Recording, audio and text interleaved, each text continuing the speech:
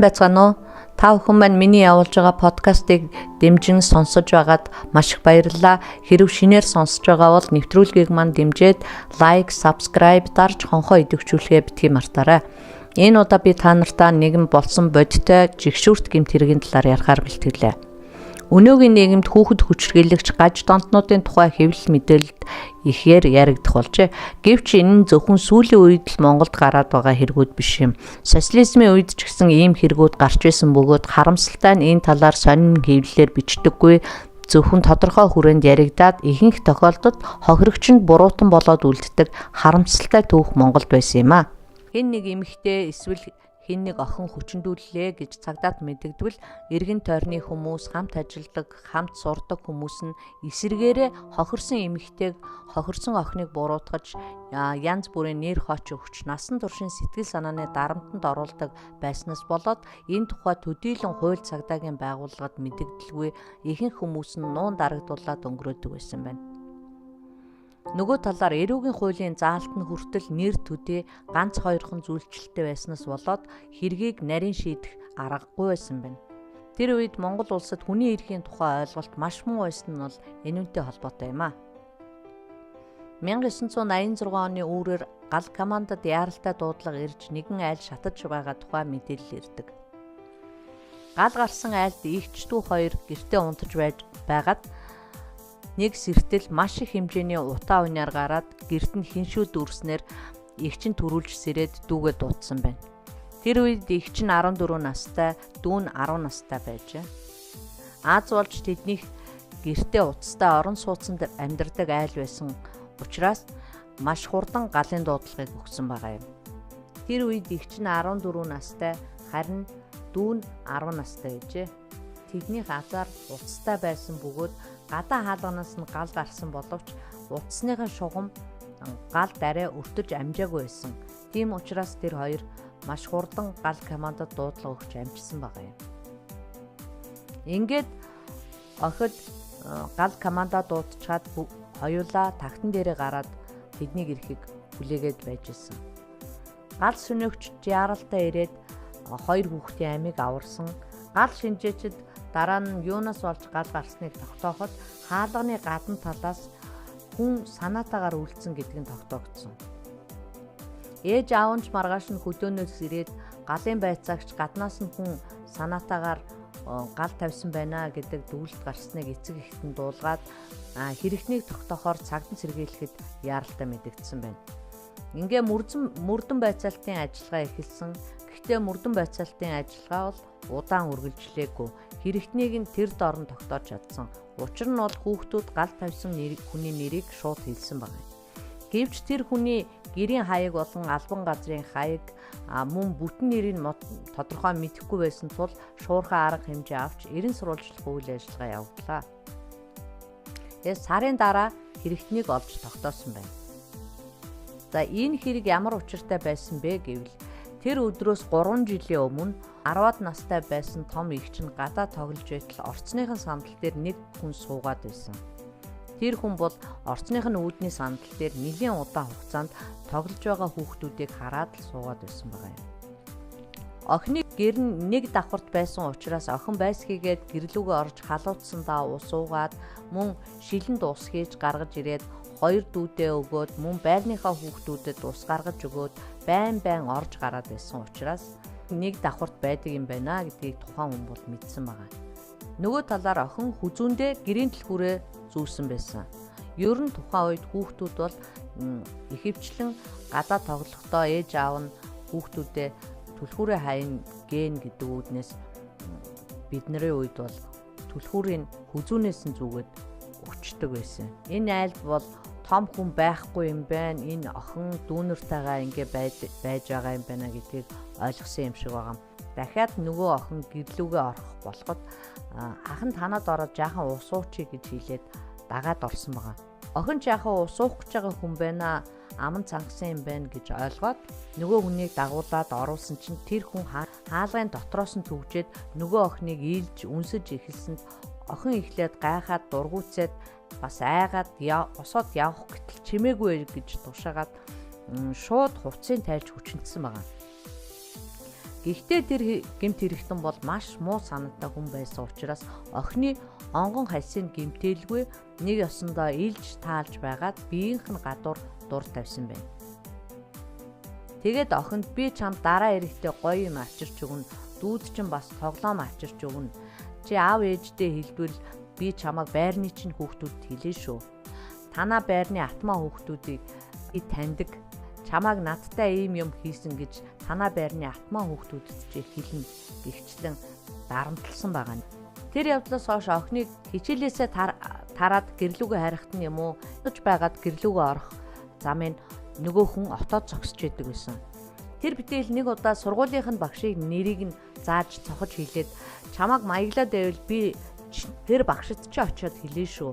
Тэгээд чамайг тэр анги бүлгийн хүүхдүүдэд шившиг болгоно гэж айлгадаг байсан байна. Хөөрхөн охин ээж аавдаа хэлэх гэхээр хэлж чадахгүй, хүүхдүүдэд ч хэлж чадахгүй. Тэгээд тэрнээсээ болоод маш их айж ганцаарддаг болсон байна. Энэ хооронд нөгөө этгээд удаа дараа байнгын энэ давтамжтайгаар 3 жил орчим охиныг хүчрхийлж байсан нь мөрдөн байцаалтаар тогтогдсон байна. Гэмт хэрэгтэн сүүлдээ бүр ээж аавынх нь гэртээ хідэн цагт ирдэг, мэддэх өдөр амардгийг хүртэл мэддэг болоод түүгээр зогсохгүй дүүнэртэй нь хүртэл танилцаад дүүнэрт нь чихэр боов янз бүрийн амттай зүйл авчирч өгдөг. Хүүхэд болохоор яг чихэр боов тийм амттай юмд хуурцсан байгаа юм л да. Тэр үеийн хүүхдүүд бол одоогийн хүүхдүүдтэй харьцуулахад мэдээлэл байхгүй, хүүхдийн хүчирхийллийн талаар хүүхдүүд битгийгээл том хүмүүс мэддэггүй. Тэр үеийн эцэг эхчүүдийн ачаал нь маш их хөвчлэн олон хүүхэдтэй байдаг болохоор тэр болгон хүүхдүүдтэйгээ нэг бүрчлэн цаг гаргаад ярилцаад үгийн сонсоод байж чаддгүй байсан. Энэ мэтчлэн олон шалтгаануудын улмаас ийм удаан хугацаанд гаж донтон ирийн дарамтанд байсан байгаа юм. Тэгээд тэр яг хэрэг гал гардаг өдөр юу болсон бэ гэхээр хохирогч маань бол 3 жилийн өмнөхөөсөө мэдээж өсөж том болоод 13 нас хүрсэн хэдийгээр гэмт этгээдийн дарамтанд орсон байсан ч гэсэн тэр хүнийг өөрийнхөө хэмжээнд эсэргүүцэж тэр хүнийг харахаараа айдаг, аль болохоор тэр хүнтэй таарлахгүй хичээж зүгтаадаг болсон байна. Энэ байдалд бол гэмт хэрэгтэн дотроо ер нь жоохон хонзгонж эхэлсэн нөгөө охинд. Тэр өдөр эгч дүү хоёр гэртээ байтал утсан дуурахад дүүн гүйжчод утсаа авцсан байгаа юм л да. Гэтэл хэрэгтэн өөрийгөө хилээд дүү охин нь бол нөгөө өөрт нь чихэр амттай зүйл авчирч өгдөг сайн ах гэж боддог байсан учраас санаандгүй ээж аав маань хөдөө явчихсан маргааш ирнэ би эгчтэй хоёулахнаа байгаа гэдэргээд нөгөө хүнд ярьчихсан. Тэгэд хамаг юмаа ярьсан чинь ээж аавын хизээ ирэх гэж асуусан. Тэгээ угаасаа маргааш ирнэ. Гэтэл нөгөө хүн за ах нь одоо гоё юм аваад очие. Чи юу захих юм? Би одоо ингээ гоё юм аваад очие гэж хэлээд яг яриад байжсэн чинь их чинь хинтээ ярьж байгааг нь гинт сонсоод мэдэнгүүтээ дүүгээсээ утсыг аваад тасалсан. Тэгээ удалгүй тэр хоёр зурагтаа үзэж дуусчаад унтах гэж байтал нөгөө хүн ирээд хаалгын тогших. Их чинь дүүгээ загнаад чимээгүй хаалга тайлж болохгүй шүү гэж дүүдээ сануулж хэлээд загинсан байгаа. Тэгтэл нөгөө хүн хаалганых нь хонхыг маш ихээр үргэлжлүүлж дараад байсан учраас арга буюу очоод гэхдээ хаалгаа нээлгүйгээр аав ээж хоёр гаднаас цоожлоод явсан гэхэд тэр хүн хаалгаа тайлахгүй бол хаалгаа чинь шатаан шүү гэж занл хэлсэн байгаа. Эгчдүү хоёр таныг явахгүй бол бид хоёр цагдаа дуудлаа гэд хаалганыхаа хажууд байсан утсыг авч цагдаараа залгаж байгаа юм шиг болоход хонхын дархаа болоод чимээгүй болсон. Ингээд тэр хоёр зурагтаа үзэж дуусмагц унтраагаад яг унтах гэж байтал нэг сонин үнэртээд хаалганыхаа цаанаас утаа шиг юм гарч ирээд ахаар нь жинхнээсээ тэр удаа цагдаа дуудсан байна. Удаачгүй цагдаа ирэхэд орцонд нь нэг хэсэгхэн жижигхэн хөвөн шатаагаад орхисон байсан. Цагдаа нар хүүхдүүд орцонд цахилгагүйцсэн юм байна да гэж бодоод охтыг тайвшруулад та нар одоо гэртээ орж унтцгаа одоо ингэж яахчгүй гэж хэлсэн. Тэгээ өөрсдөө бол орцоор яваад орцоод хамгийн дээд давхар хүртэл шалгаад тэгээд буцаад явхад ямар ч хүн тааралдаагүй учраас энэ бол зүгээр одоо хүүхдүүд хоорондоо тоглосон ч юм уу ямар нэг тийм сахилгагүй утсан үйлдэл бихэж явсан. Тэр үед ерөнхийдөө бас цагдаараа хуурамч дуудлага хүүхдүүдийн тоглосон дуудлагууд их байдаг байсан учраас тэр олон хүүхдүүдийг цагдаа дуудахад бас ирээд байдаггүй байсан л да. Тэр хэвтэн бол өөрийн гэртээ оруулж, өвөртөө оруулж бузар хүслийн гүйцэлтээгүүд одоо хөөхөн охинд хорссондоо шатааж алахаар шийдсэн байна. Ер нь эсвэл одоо тэрийг нэг мөсөн ингээ шатаагаад алчээ гэж бодсон баг. Нэгсгүй бол одоо сайн айлгаж агаад бүр мөсөн одоо эрхэндээ оруулж, гартаа оруулж авъя гэж бодсон юм шиг байна. Тэгээд тэр нөхөр бол цагдаа нарыг явахыг хүлээгээд мөн хүүхдүүдийг унтахын тэр цонхны гэрлэлээр нь баримжаалж агаад буцаж ирээд хаалгыг нь гаднаас нь галдаж шатаасан байгаа юм да. Мөрдөн байцаалтын явцад иймэрхүү ингэж одоо бүх юм тодорхой болоод нөгөө этгээдийн нэр хаягийг тогтоож судлаад үзэхэд тухайн үеийн мах консервийн завуудад мах эвдэгчээр ажилладаг тодорхой мэрэгжилгүй одоо сургууль төгссөн боловсролгүй нэр хүүхэдтэй хүн болж таарсан. Гэмт хэрэгтэн бол багаасаа хичээлдээ муу тухайн үедээ өнчин өрөөсөн ядруу амьдралтай байсан бөгөөд шизофрен өвчний онцлогоор сэтгэл мэдрэлийн эмнэлгийн диспансерын хяналтанд байдаг өвчтөн болж таардаг.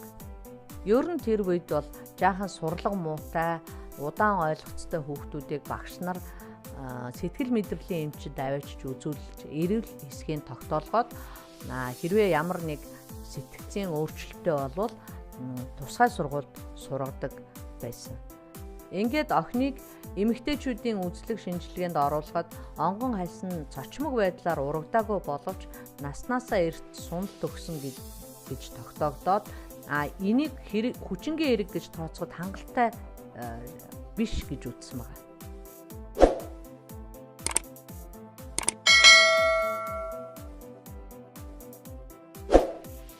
Тэр үед хүчингийн хэрэг гэхээр заавал цочмог урагдaltaй ямар нэг байдлаар гаднаас гэмтэл арьсанд нь одоо бие махбодд нь ямар нэг хэмжээний гэмтэл өгсөн байх ёстой гэж үздэг байсан юм шиг байгаа. Нөгөө талаас охины эцэг их нь бас ярилцаад хэдийгээр одоо охин маань хохирсон ч гэсэн хүчндүүлсэн гэдэг нь олонний дунд тарах юм бол одоо цаашид энэ хүүхдийн сурч боловсроход цаад болно.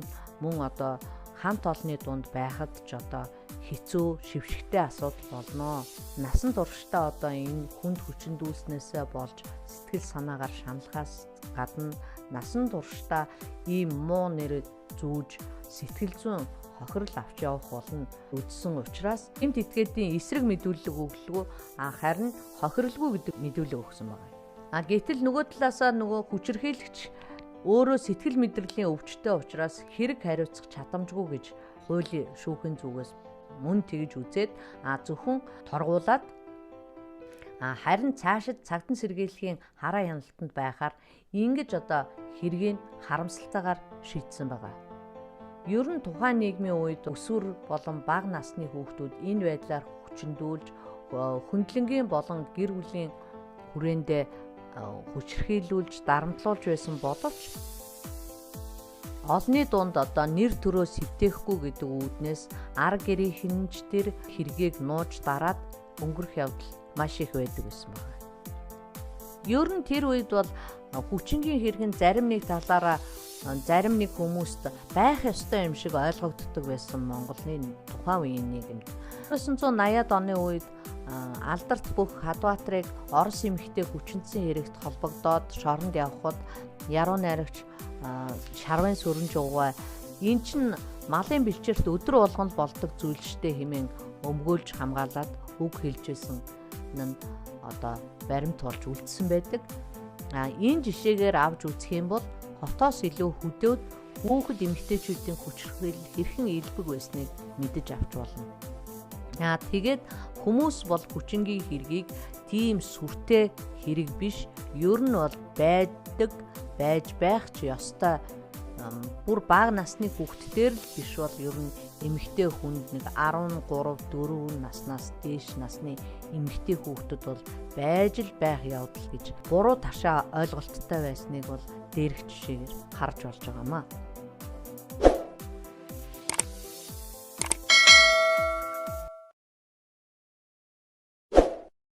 За энэ удаагийнхаа дугаараар та бүхэндээ нэг ийм харамсалтай муухай хэргийн талаар ярьж өглөө. Дараа дахин уулзтлаа. Баяртай. Лайк, subscribe бити мартаарай.